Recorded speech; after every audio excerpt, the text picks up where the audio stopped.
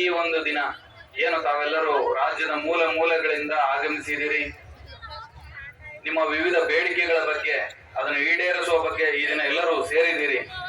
ಈ ವಿಷಯವಾಗಿ ನಿನ್ನೆಯ ದಿನ ಇಲಾಖೆಯ ಮಾನ್ಯ ಕಾರ್ಯದರ್ಶಿಯವರ ಅಧ್ಯಕ್ಷತೆಯಲ್ಲಿ ತಮ್ಮ ಸಂಘದ ಪದಾಧಿಕಾರಿಗಳೆಲ್ಲರೂ ಪ್ರತಿಯೊಂದು ವಿಷಯಗಳನ್ನು, ಪ್ರತಿ ಸೂಕ್ಷ್ಮ ವಿಷಯಗಳನ್ನು ಸಹ ವಿವರವಾಗಿ ಚರ್ಚಿಸಿದ್ದಾರೆ.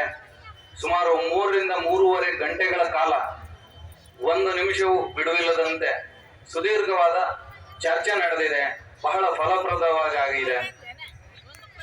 ವಿಶೇಷವಾಗಿ ಹೇಳಬೇಕು ಅನ್ನೋದಾದ್ರೆ ತಮ್ಮೆಲ್ಲರ ಸೇವಾ ವಿಷಯಗಳ ಬಗ್ಗೆ ಇರಬಹುದು, ಆಹಾರ ಪದಾರ್ಥಗಳ ಪೂರೈಕೆ ಬಗ್ಗೆ ಇರಬಹುದು, ತಮ್ಮ ಗೌರವ ಧನವನ್ನ ಹೆಚ್ಚಿಸುವ ವಿಷಯವಾಗಿ ಇರಬಹುದು, ಹಾಗೆಯೇ ಗ್ರಾಚ್ಯುಟಿ ವಿಷಯವಾಗಿ ಅದನ್ನ ಬಹಳ ವಿಸ್ತೃತವಾಗಿ ಚರ್ಚಿಸಲಾಗಿರುತ್ತದೆ.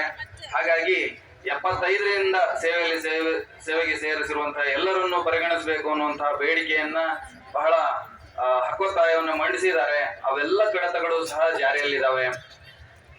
ಒಂದು ವಿಶೇಷವಾಗಿ ತಮ್ಮಲ್ಲಿ ನಾನು ತಿಳಿಸ್ಲಿಕ್ಕೆ ಬಯಸೋದೇನು ಅಂದ್ರೆ, ನಮ್ಮ ಇಲಾಖೆ ಮಾನ್ಯ ಕಾರ್ಯದರ್ಶಿಗಳು ಹಾಗೂ ನಮ್ಮ ತಮ್ಮೆಲ್ಲರ ಬಗ್ಗೆ ವಿಶೇಷವಾದಂತಹ ಕಾಳಜಿಯನ್ನು ವಹಿಸುವಂತಹ ನಮ್ಮ ಮಾನ್ಯ ಇಲಾಖಾ ಸಚಿವರಾಗಿರ್ಲಿ ಅಥವಾ ಸರ್ಕಾರದ ಘನ ಮಾನ್ಯ ಮುಖ್ಯಮಂತ್ರಿಯವರಾಗಿರ್ಲಿ ಪ್ರತಿಯೊಂದು ವಿಷಯಗಳಲ್ಲೂ ಸಹ ತಮ್ಮ ಬಗ್ಗೆ ತಮ್ಮ ಪರವಾಗಿದ್ದಾರೆ.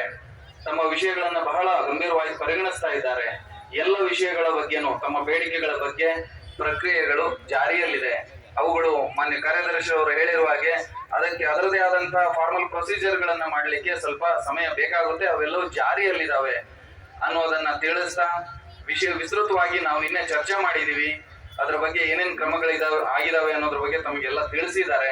ಹಾಗಾಗಿ ಒಟ್ಟಾರೆಯಾಗಿ ನಾವು ಹೇಳ್ಬೇಕಂದ್ರೆ ನಮ್ಮ ಇಲಾಖೆಯ ಶಕ್ತಿ ಆಗಿರುವಂತಹ ತಮ್ಮ ಬಗ್ಗೆ ತಮ್ಮ ವಿಷಯದಲ್ಲಿ ನಾವು ಯಾವಾಗಲೂ ಸಹಾನುಭೂತಿಯಿಂದ ಪಾಸಿಟಿವ್ ಆಗಿ ಧನಾತ್ಮಕವಾಗಿ ಕಾರ್ಯ ನಿರ್ವಹಿಸ್ತೀವಿ, ತಮ್ಮ ಪರವಾಗಿ ನಾವಿದ್ದೀವಿ ಅನ್ನುವಂತಹ ಒಂದು ಮಾತನ್ನ ಹೇಳ್ತಾ, ತಾವೆಲ್ಲರೂ ಇಷ್ಟು ದೂರದಿಂದ ಬಂದಿದ್ದೀರಿ, ತಮಗೆ ತೊಂದರೆ ಆಗಿದೆ ಅನ್ನೋದನ್ನು ಗಮನಿಸಲಾಗಿದೆ.